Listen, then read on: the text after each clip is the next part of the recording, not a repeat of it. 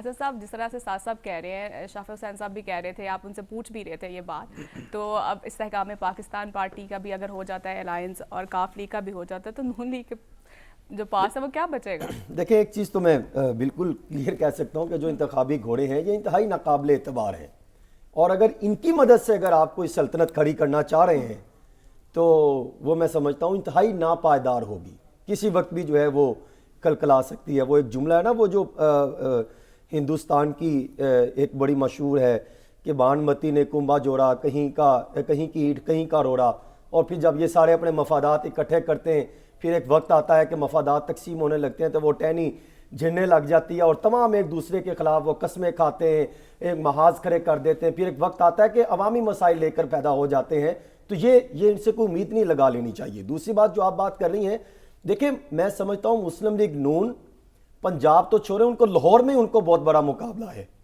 انہوں نے جو اب تک سرویز کروائے ہیں لاہور میں سوائے 2 یا 3 سیٹیں ہیں لگ بھگ جو میری اطلاع ہے, کہ اس کے علاوہ وہ سیٹ ان کی پوزیشن نہیں ہے کہ وہ کامیابی حاصل کر سکیں, جس کے لیے وہ آئی پی پی سے بھی تعاون جو ہے وہ مانگ رہے ہیں. فار ایگزامپل ایک حلقے میں ایک طرف سردار ایاز صادق صاحب کھڑے ہو, دوسری طرف علیم خان کھڑے ہوں, تو کیا وہاں پر سیٹ ایڈجسٹمنٹ کیسے کریں گے؟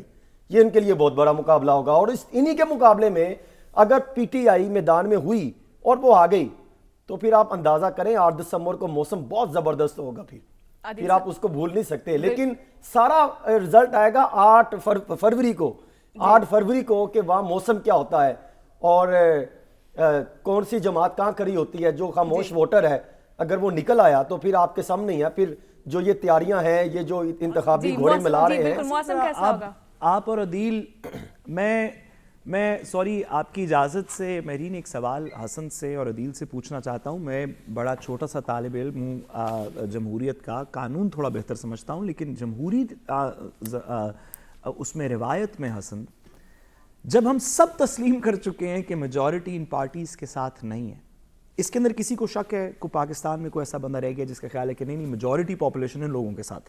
جی عدیل صاحب, اگر آپ دونوں میں سے کوئی شک کرنا چاہے تو ضرور بتائیں. عدیل صاحب کی باری ہے. تسلیم کر چکا ہے. نواز شریف صاحب کا خطاب نہیں سن رہے, وہ کہتے ہیں یہ 25 کروڑ عوام صرف ایک قائد کو چاہتی, نواز شریف صاحب کو. نہیں استغفر اللہ, 25 کروڑ تو انہوں نے کم کہا. ہم سب کے سینوں میں 2 دل ہوتے تو ہم سب 2 ووٹ دیتے. لیکن نواز شریف صاحب کی دنیا سے اگر تھوڑی حقیقت کی طرف کا سفر ہم طے کریں تو ہم سب کو اس بات کا پتہ ہے کہ اگر پاپولیشن کا میجورٹی کسی پولیٹیکل پارٹی کے ساتھ نہیں ہے تو اس کی حکومت